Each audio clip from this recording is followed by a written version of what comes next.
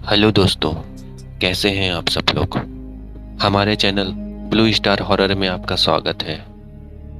तो आज की कहानी हमें हिमांशु ने भेजी है। हिमांशु ने यह कहानी अपनी दादी से सुनी थी और उसकी दादी ने उनसे सुनी थी। तो चलिए कहानी स्टार्ट करते हैं। लेकिन इस कहानी में गांव का नाम नहीं बताया गया है, क्योंकि हिमांशु ने हमें गांव का नाम बताने से मना किया है। तो कहानी स्टार्ट करते हैं। यह जो घटना है वो सन 1800 के आसपास की है। यह घटना उत्तर प्रदेश के एक छोटे से गांव की है, जो बिल्कुल सच्ची है। गांव के सब लोग मिलजुल कर रहते थे। गांव में लोग मंदिर में पूजा पाठ किया करते थे। गांव में साधु सन्यासियों तथा तांत्रिकों का आना जाना भी लगा रहता था। उस गांव में दो दोस्त राकेश और अजय, जो बचपन से ही साथ में रहा करते थे। दोनों क्लास 10 में पढ़ाई करते थे और दोनों आगे पढ़ना चाहते थे, लेकिन घर की आर्थिक स्थिति कमजोर थी, इसलिए दोनों ने पढ़ाई छोड़ दी। उन्होंने पढ़ाई छोड़ दी तो वह दोनों अपने खेतों में काम करते हैं और गांव में घूमते रहते थे। राकेश और अजय दोनों हनुमान जी के भक्त थे, हनुमान जी की पूजा करते थे। तभी एक दिन राकेश ने कहा, हनुमान जयंती आने वाली है, हमारे पास इतने पैसे नहीं हैं कि हम हनुमान जी को भोग लगा सकें और एक ब्राह्मण को भोजन करवा सकें। मुकेश उसकी बात सुनकर चिंता में होकर कहने लगा कि सही कहा, लेकिन अभी हनुमान जयंती को आने में अभी तक 1 माह बाकी है। तब तक हम एक काम करते हैं, रोज हमें घर के खर्चे के लिए जो पैसे मिलते हैं उनमें से थोड़ा थोड़ा बचाकर इकट्ठा करते हैं। हनुमान जयंती आई और दोनों गांव के हनुमान जी के मंदिर गए। दोनों मिलकर पूजा पाठ और हनुमान चालीसा का पाठ किया। ऐसे ही दोनों मित्र हनुमान जी की भक्ति किया करते और दिन गुजर रहे थे। एक दिन राकेश और मुकेश दोनों खेत में बातें कर रहे थे। तभी अजय ने कहा, क्यों ना हम किसी भूत प्रेत को सिद्ध करें और उससे हम अपना हर काम करवाएंगे। अब अजय भी भूत सिद्ध करना चाहता था। मुकेश बोला, लेकिन हम भूत सिद्ध कैसे करेंगे, हमें भूतों की पूजा कहाँ आती है और बिना सिद्धि मंत्र के हम भूत कैसे सिद्ध करेंगे। एक दिन गांव में एक तांत्रिक आया जो बहुत तंत्र मंत्र का ज्ञानी था। भूत प्रेतों की सिद्धि के बारे में अच्छे से जानता था। उसने गांव के बाहर अपना डेरा जमाया था। जैसे ही राकेश और अजय को पता चला कि गांव के बाहर तांत्रिक बाबा आए हैं, दोनों निकल पड़े बाबा से मिलने। फिर दोनों ने तांत्रिक से कहा, बाबा हमें कोई भूत सिद्धि के बारे में बताओ, हमें भूत सिद्धि करनी है। बाबा बोले, भूत प्रेत सिद्ध करना आसान नहीं है, इसमें काफी खतरा है। राकेश और अजय दोनों ने कहा, आप हमें बताइए, हम कर लेंगे। बाबा ने भूत की सिद्धि विधि बताई और बोले, यह साधना 41 दिनों की है। 41 दिन तक रोज रात के 10 बजे के बाद साधना करने बैठ जाना है। काला आसन और काले कपड़े पहनना है। यह साधना एकांत कमरे में करे और 41वें दिन भूत सामने आएगा तो उसे तुम दोनों शराब और मांस का भोग चढ़ाना। तांत्रिक ने आगे कहा कि यह कोई छोटे मोटे भूत की साधना नहीं है, यह भूत प्रेतों में सबसे ताकतवर छोटू खबीस की साधना है। 41वें दिन वो आएगा और वो तुम्हारा काम करने लगेगा। मैं तुम्हें मंत्र बताता हूँ। तांत्रिक ने मंत्र बताया और दोनों निकल पड़े साधना शुरू करने। राकेश और अजय ने भूत सिद्धि का पूजा पाठ का सामान ले लिया और दोनों रात को मुकेश के घर के एक कमरे में चले गए।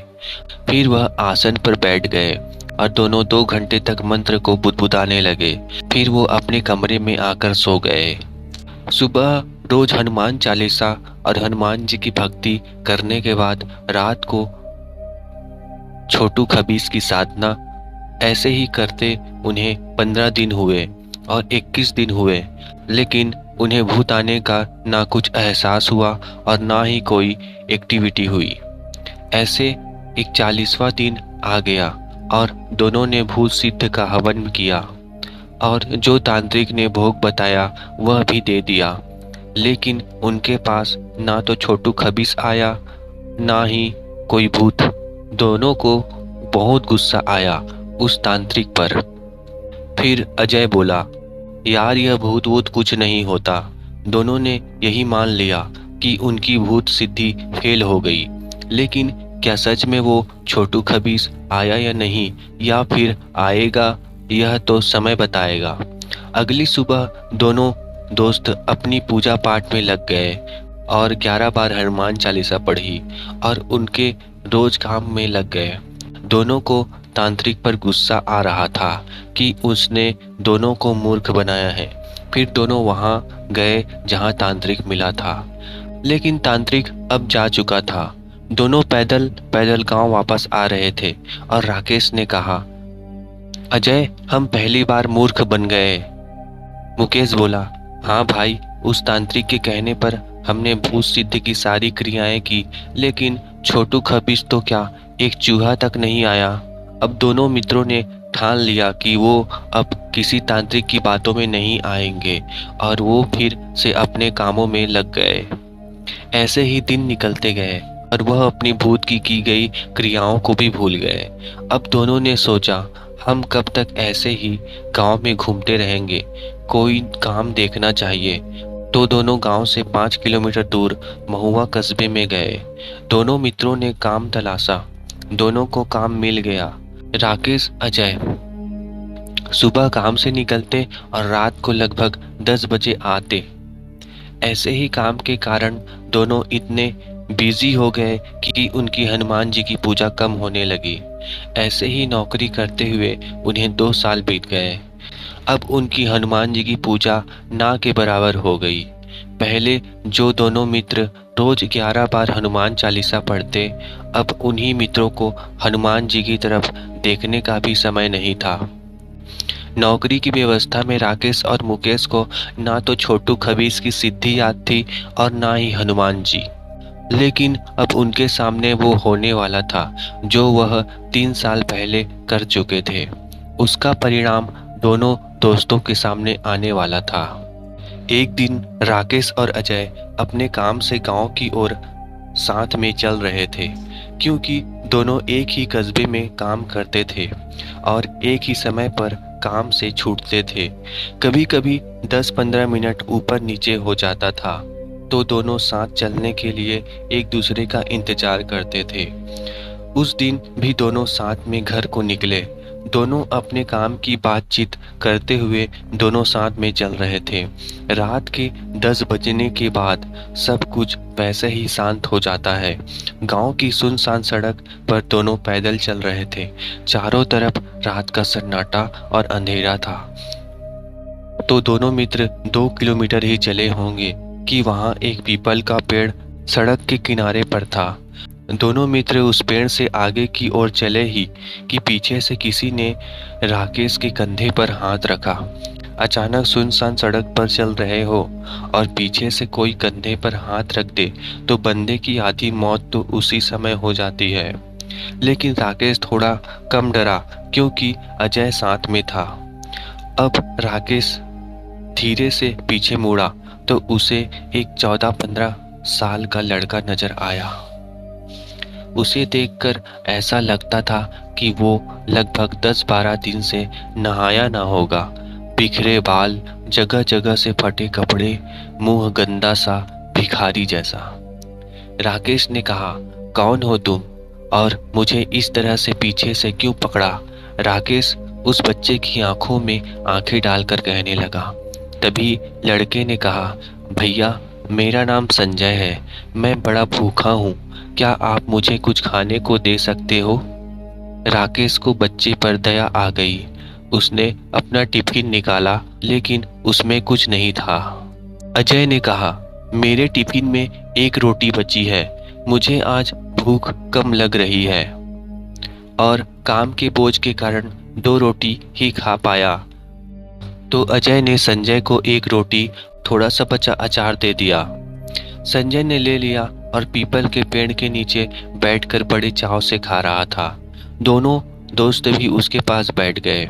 अजय ने संजय से पूछा, हमने तुम्हें कभी यहाँ नहीं देखा, तुम कहाँ से आए हो और कौन हो? संजय ने भोजन किया और कहने लगा, मैं पास की ही मंदिर में भीख मांगता हूँ और यहाँ पेड़ के नीचे सो जाता हूँ। राकेश बोला, हमने कभी नहीं देखा तुम्हें यहाँ, हम रोज यहाँ से गुजरते हैं। संजय ने पास के हैंडपंप से पानी पिया और पेड़ के ऊपर जाकर सो गया। दोनों मित्र अपने घर निकल गए। अगले दिन भी संजय उन्हें वहीं बैठा मिला। दोनों ने इस बार भी उसे रोटी खिलाई। संजय ने दोनों को थैंक यू कहा और पेड़ के ऊपर चढ़ गया। अब रोज राकेश और अजय उस लड़के के लिए कुछ न कुछ खाने को लाते। अब उन्हें संजय से मिलना अच्छा लगता था। दोनों दोस्तों की संजय से दोस्ती हो गई। संजय भी खुश था क्योंकि राकेश और अजय उसके लिए कुछ न कुछ खाने को लाते। ऐसे ही महीना गुजर गया। एक दिन दोनों मित्र अपने काम से लौट रहे थे तो रास्ते में उन्हें गांव में एक पंडित जी भी मिल गए। दोनों ने उनको प्रणाम किया और साथ में चलने लगे। पंडित जी भी हनुमान जी के परम भक्त थे। वह दिन भर भक्ति में लीन रहते थे। राकेश और अजय और पंडित जी गांव की ओर सड़क पर पैदल चल रहे थे। फिर थोड़ी दूर जाकर उन्हें वो पीपल का पेड़ नजर आया।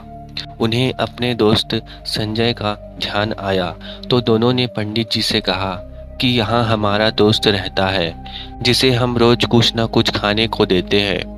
लेकिन पंडित जी आश्चर्य में पड़कर दोनों से कहा, मैं रोज लगभग इसी समय यहाँ से निकलता हूँ, मुझे तो कोई नहीं दिखा।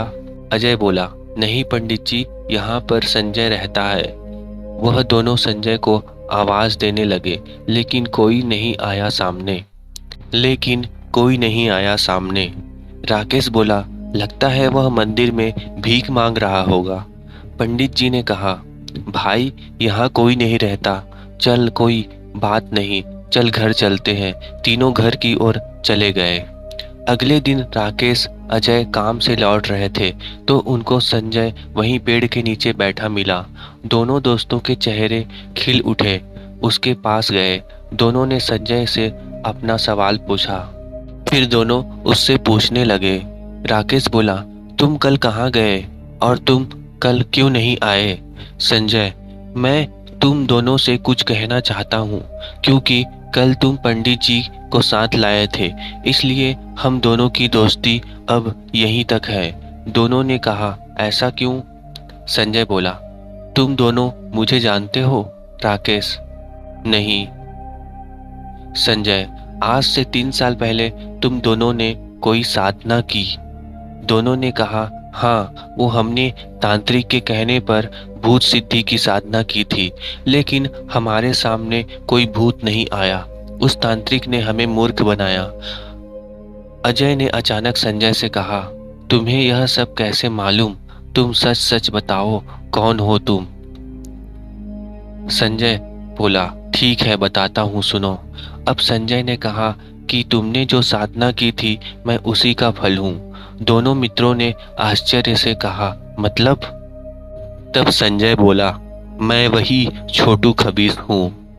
अब दोनों मित्रों के डर के मारे पैरों से जमीन खिसकने लगी और पसीने में नहा गए। इतना डर उन्हें आज तक नहीं लगा। उन्होंने कभी नहीं सोचा होगा कि जिसे वह मित्र समझकर खाना खिलाते वह कोई और नहीं। संजय, तुम दोनों मुझसे डरो मत, मैं अब भी तुम्हारा दोस्त हूँ, मैं तुम्हें कोई नुकसान नहीं पहुँचाऊंगा। यह सुनकर दोनों के दिल को शांति मिली। राकेश बोला, तुम छोटू खबीस हो तो उस दिन हमारी साधना पूरी हुई, तब हमारे सामने क्यों नहीं आए? खबीस अब राज से पर्दा उठाने लगा और कहने लगा कि खबीस, मैं नहीं आ सकता था उस वक्त। अजय बोला, क्यों? क्योंकि तुम दोनों दिन में हनुमान जी की पूजा किया करते थे और हनुमान चालीसा पढ़ते थे, तो उस चालीसा के प्रभाव से तुम दोनों का शरीर हनुमान जी की भक्ति से तेजस्वी हो गया था और मैं उस तेज की शक्ति को सहन नहीं कर सकता था। मैं तो क्या, मेरे जैसे हजारों खबीस उस तेज को सहन नहीं कर सकते थे। अगर मैं उस समय तुम्हारे सामने आता तो उस तेज के प्रभाव से जलकर भस्म हो जाता। इसलिए मैं उस दिन नहीं आया। राकेश बोला, तो तुम अब क्यों आए? खबीस, क्योंकि तुमने अब हनुमान जी की भक्ति करना छोड़ दिया है और तुम्हारे भीतर का तेज समाप्त हो गया है, इसलिए मैं सामने आया। दोनों ने कहा, तुमने हमें मारा क्यों नहीं? खबीस बोला, क्योंकि तुम दोनों मुझे उस दिन भोजन करवाया था। जब मैं जिंदा था तब मेरी मौत छत से गिरने से हुई थी। उस दिन मैं बहुत भूखा था और मैं भूखा ही मरा। तब से मुझे भूख लग रही थी, तो उस दिन तुमने मुझे रोटी खिलाई तो मेरी भूख खत्म हो गई थी और तुम दोनों से बहुत खुश था, इसलिए मैंने तुम दोनों को नहीं मारा। खबीस ने आगे कहा कि तुम एक अच्छे इंसान हो जो सबकी मदद करते हो, लेकिन अब हमें दूर होना पड़ेगा। अजय बोला, ऐसा क्यों? खबीस बोला, क्योंकि हमारे समाज में कानून है कि जब हम किसी इंसान को अपनी सच्चाई बताते हैं तो हमें तुरंत वहां से जाना होता है। हम इंसानों की दुनिया से कोई मतलब नहीं रखते। दोनों दोस्त एक साथ बोले, तुम हमें ऐसे छोड़कर नहीं जा सकते, तुम तो हमारे दोस्त बन गए हो। तब खबीस बोला, दोस्तों मुझे माफ करना, मुझे तुम्हारा साथ अच्छा लगता है, लेकिन अब मुझे जाना ही होगा। और हाँ, तुम दोनों अब किसी तांत्रिक के चक्कर में मत आना। तुम अब फिर से अपने हनुमान जी की पूजा पाठ शुरू कर दो। खबीस के मुंह से भक्ति की बात सुनकर दोनों मित्र को रोना आ गया। तभी अचानक पंडित जी भी उसी रास्ते से आ रहे थे। आज पंडित जी को वह खबीस दिख गया। खबीस ने पंडित जी को सिर झुकाकर प्रणाम किया और पीपल के पेड़ पर चढ़ा और चढ़ते चढ़ते कहीं गायब हो गया। दोनों दोस्त उदास हो गए। पंडित जी और राकेश और अजय गांव की ओर चल दिए। अब दोनों दोस्त अपनी जिंदगी में समय निकालकर फिर से हनुमान जी की पूजा करने लग गए और दोनों को वह छोटू खबीस कभी कभी याद आता था, क्योंकि उन्हें रोज उसी रास्ते से आना पड़ता और रास्ते में पीपल का पेड़ दिखता था। इसलिए दोनों रोज कुछ ना कुछ खाने का वहां पेड़ के नीचे छोड़ जाते थे। तो दोस्तों, यह थी कहानी जो हिमांशु जी ने हमें भेजी थी। अगर ये कहानी आपको अच्छी लगी तो प्लीज़ लाइक, शेयर और सब्सक्राइब कीजिए। मैं जल्दी ही फिर से नई स्टोरी लेके आऊँगा रियल। तब तक के लिए चलो चलते हैं। Bye, thank you.